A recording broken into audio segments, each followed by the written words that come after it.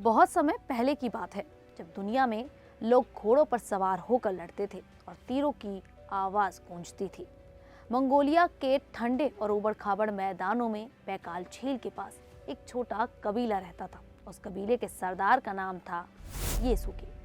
वे बहादुर योद्धा थे। उनकी पत्नी होयलुन भी बहुत मजबूत और साहसी औरत थी। साल 1162 में चंद्रमा की चौथी तारीख को खानाबदोश योद्धा येसुके की पत्नी ने एक बेटे को जन्म दिया। उसका नाम रखा गया तेमुजिन। कहा जाता है कि जन्म के समय उसके हाथ में खून का थक्का था।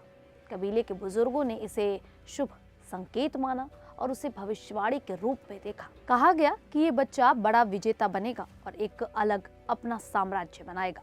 लेकिन तेमुजिन का जन्म कोई महल में नहीं हुआ था। वो एक साधारण तंबू में पैदा हुआ जहां चारों तरफ से हवा आती रहती थी।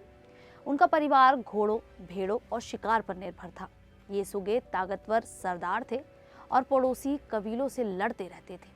होयलिन बहुत मजबूत औरत थी और बच्चों की देखभाल करती थी। लेकिन तेमुजिन के पिता की मौत ने खुशी जल्द ही खत्म कर दी।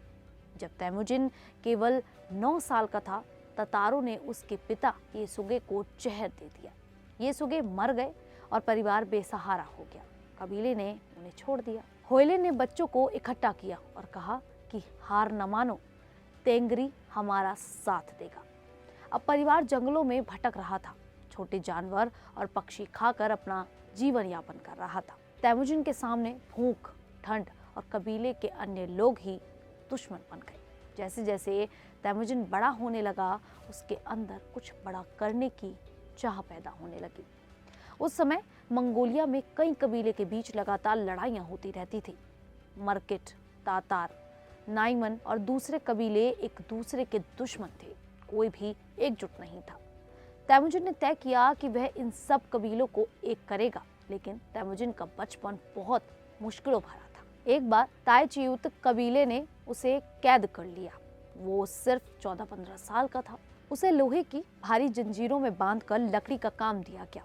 दिन भर कोड़े पड़ते, रात अंधेरी और डरावनी होती। लेकिन तेमुजिन हार नहीं माना। उसने सोचा, एक दिन मैं आजाद होऊंगा और जिसने मुझे बांधा मैं उसे बांधूंगा। एक रात जब पहरेदार सो गए, तेमुजिन ने जंजीरें तोड़ी और नदी पार करके जंगल में छिप गया। वहां उसे उसके सौतेले भाई बहतेर और बहन कसर मिले। घर में तनाव बढ़ गया क्योंकि बहतेर बड़ा था और सरदार बनना चाहता था। उसके सौतेले भाई बहतेर से उसका झगड़ा हो गया। बहतेर खुद को परिवार का असली वारिस मानता था। एक दिन शिकार के दौरान तेमुजिन और बहतेर का झगड़ा हुआ। बहतेर ने मछली चुरा ली। तेमुजिन गुस्से में आया और उसने तीर चलाकर बहतेर को मार डाला। तेमुजिन केवल 13 साल का था। उसकी माँ होयलिन ने उसे डांटा और कहा, तू जानवर है, तेंगरी तुझे सजा देगा। जानकारी के लिए आपको बता दें कि तेंगरी मध्य एशिया के प्राचीन तुर्क और मंगोल लोगों के सबसे बड़े देवता हैं, जिन्हें सृष्टि और भाग्य का नियंत्रक माना जाता है। फिर भी तेमुजिन पीछे नहीं हटा। वो जंगल में घूमता, शिकार करता और सोचता कि कैसे कबीलों को एक करे। धीरे धीरे उसने दोस्त बनाए। सबसे पहले उसका साथी बोर्ते था। बोर्ते केरेइत कबीले की खूबसूरत और समझदार लड़की थी। 16 साल की उम्र में तेमुजिन ने उससे शादी कर ली। लेकिन खुशियां ज्यादा दिन नहीं रहीं।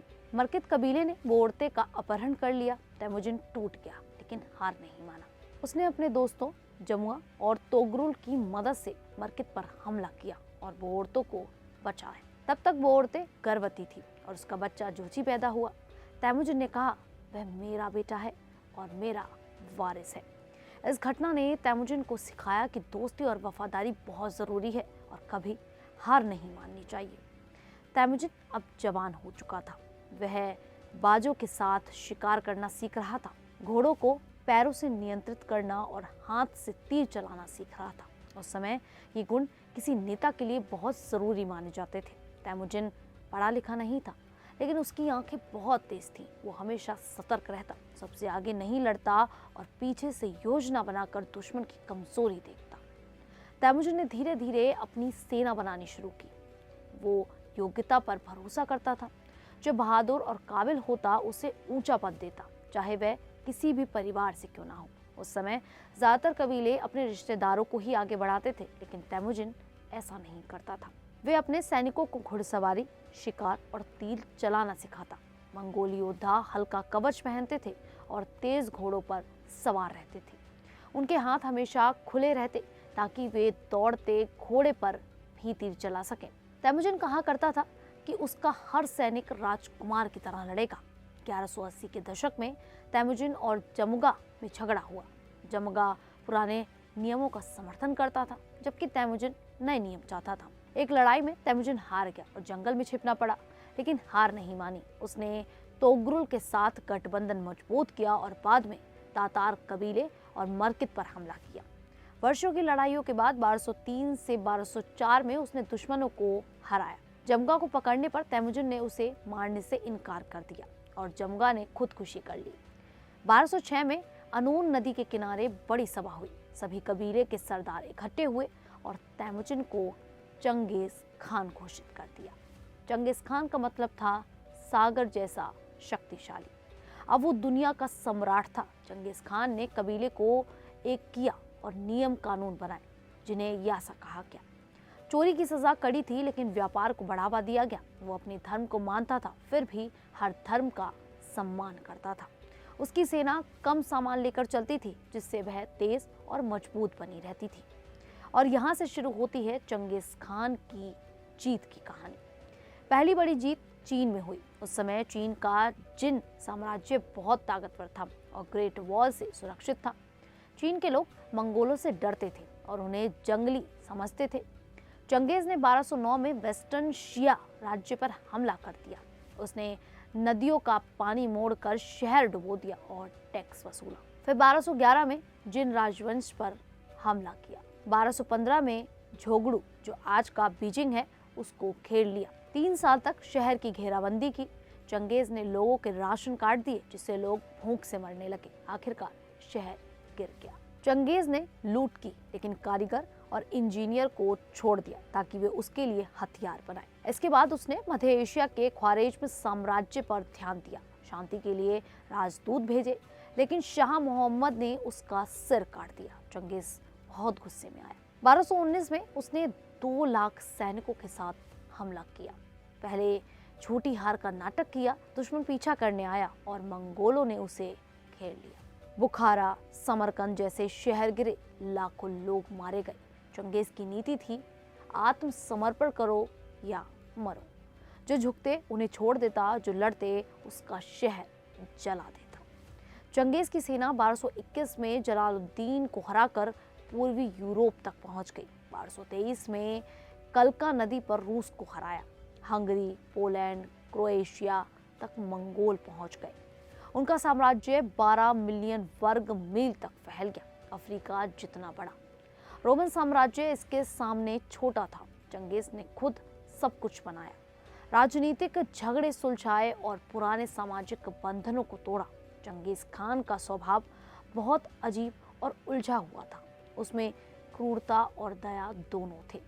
वो कद में लंबा और मजबूत था, चेहरा साफ था, बाल कम और सफेद होने लगे थे। उनकी आंखें बिल्ली जैसी तेज थीं। ईरानी इतिहासकार मिनहाज जुजानी ने लिखा है कि 65 साल की उम्र में भी वो ऊर्जा से भरा रहता था और सेना के लिए देवता जैसा था, लेकिन दुश्मनों के लिए बेहद निर्दयी। एक मशहूर घटना जमुगा से लड़ाई की है। लड़ाई में एक जहर लगा तीर चंगेज के गले में लग गया। खून बहने लगा और जान खतरे में थी। उसके सेनापति जेलमे ने उसका जहर चूस कर बाहर थूका और उसे दूध पिलाया। जब चंगेज को होश आया तो उसने मजाक में कहा, थोड़ा दूर नहीं थूक सकता था? ये सुनने में थोड़ा अजीब लगता है, लेकिन बाद में उसने जेलमे को ऊंचा पद दिया। इससे पता चलता है कि वो बहादुरी और वफादारी की कदर करता था। चंगेज बहुत गुस्सैल भी था। एक बार एक लेखक ने दुश्मन राजा के लिए कुछ नरम शब्द लिख दिए तो चंगेज ने उसे मरवा दिया। शहर जीतने पर वो बूढ़ों और औरतों तक को नहीं छोड़ता था। पोते की मौत पर उसने पूरा बामियान शहर तबाह कर दिया था, लेकिन वह हर समय क्रूर नहीं था। एक बार उसने धूप में मेहनत करते एक किसान को देखा और उसका टैक्स माफ कर दिया। इतिहासकार मानते हैं कि वह निर्दयी जरूर था, लेकिन उस दौर में ऐसी क्रूरता आम बात थी।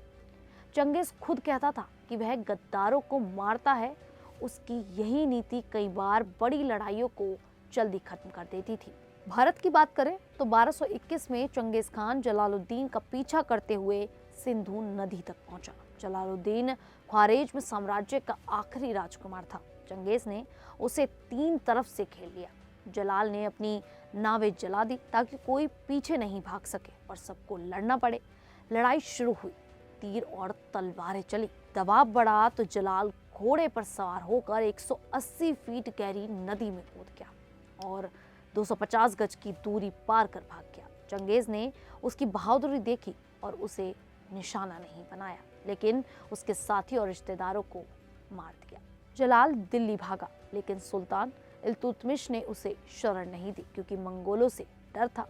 चंगेज आगे बढ़ा, लेकिन भारत में नहीं टिक सका क्योंकि यहाँ की तेज गर्मी, बीमारियां और घोड़ों के लिए पानी, चारे की कमी मंगोलों के लिए बड़ी परेशानी बन गई। जंगल और पहाड़ उनके लिए नए थे। इन हालात को देखकर चंगेज खान वापस लौट गया। बाद में मंगोलों ने भारत पर हमले किए, लेकिन इल्तुतमिश ने ना विरोध किया और ना मदद की। चंगेज समझ गया कि लड़ाई में ज्यादा नुकसान होगा। बाद में उसके वंशजों ने 1221 से 1327 तक कई हमले किए, लेकिन दिल्ली सल्तनत और पंजाब के भूगोल ने उन्हें रोक दिया। साल 1227 में चंगेज खान अपने आखिरी युद्ध अभियान पर निकला हुआ था। ये लड़ाई वेस्टर्न शिया के खिलाफ थी।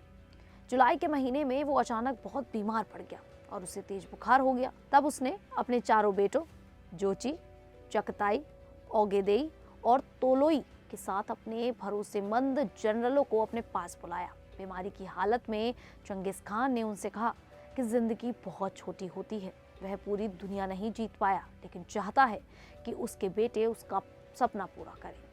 उसने सबको एक साथ रहने की सलाह दी और चेतावनी दी कि अगर वे आपस में लड़ेंगे या बट गए तो उनका साम्राज्य बर्बाद हो जाएगा। 18 अगस्त को चंगेज खान की मौत हो गई।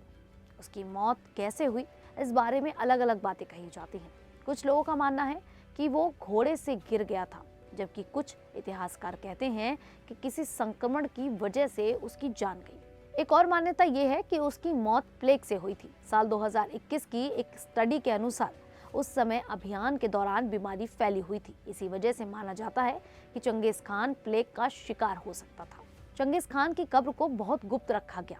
लोक कथाओं में कहा जाता है कि उसकी अंतिम यात्रा में जो लोग साथ गए थे उन्हें भी मार दिया गया ताकि कब्र का स्थान कोई ना जान सके। खुद चंगेज खान ने आदेश दिया था कि उसकी कब्र का पता दुनिया को कभी ना लगे। उसके आखिरी शब्द बताए जाते हैं, फतेह छोटी उम्र वालों के लिए होती है। चंगेज खान की मौत के बाद उसके बेटों ने साम्राज्य की जिम्मेदारी संभाली। ओगेदेई खान को महान सम्राट बनाया गया और आगे चलकर कुबलाई खान ने चीन पर कब्जा किया, लेकिन समय के साथ उसका विशाल साम्राज्य टूटकर अलग अलग हिस्सों में बट गया। रूस में गोल्डन होर्ड, मध्य एशिया में चगताई, ईरान में इल्खानात और चीन में युआन वंश बना। चंगेज खान की विरासत बहुत बड़ी थी। एक तरफ उसके शासन में सिल्क रोड खुली, व्यापार बढ़ा और देश के बीच संपर्क आसान हुआ, लेकिन दूसरी तरफ उसकी लड़ाइयों में करीब 40 मिलियन लोग मारे गए। साल 2003 में नेशनल जियोग्राफिक की एक स्टडी में बताया गया कि दुनिया में लगभग 1.6 करोड़ पुरुष उसके वंशज हो सकते हैं। 2024 की जेनेटिक लिटरेसी की अपडेट में भी इसे सही माना गया, खासकर पाकिस्तान के हजारा कबीले में। इतिहासकार अता मलिक जुबैनी के अनुसार चंगेज के समय में करीब 20,000 परिवार आराम और समृद्ध जीवन जी रहे थे। चंगेज खान की कई शादियां हुई थीं और कहा जाता है कि उसके करीब 200 बेटे थे। इसके अलावा उसके हरमों में भी उससे पैदा हुए बच्चे थे, जिससे उसका वंश बहुत दूर दूर तक फैल गया। आज भी मंगोलिया से पाकिस्तान तक लोग चंगेज खान को याद करते हैं। वो एक तूफान जैसा था, क्रूर जरूर, लेकिन उसने बिखरे हुए कबीले को एकजुट किया और दुनिया बदल दी। उसकी कहानी सिखाती है कि संघर्ष से साम्राज्य बनता है, लेकिन क्रूरता की कीमत भी बहुत भारी होती है। खैर, चंगेज खान की जानकारी सुन आप सभी को कैसा लगा, आप हमें कमेंट करके जरूर बताइएगा। फिलहाल अभी के लिए इतना ही, फिर हाजिर होंगे ऐसे ही किसी कहानी के साथ। तब तक के लिए देखते रहिए द न्यूज़ 15।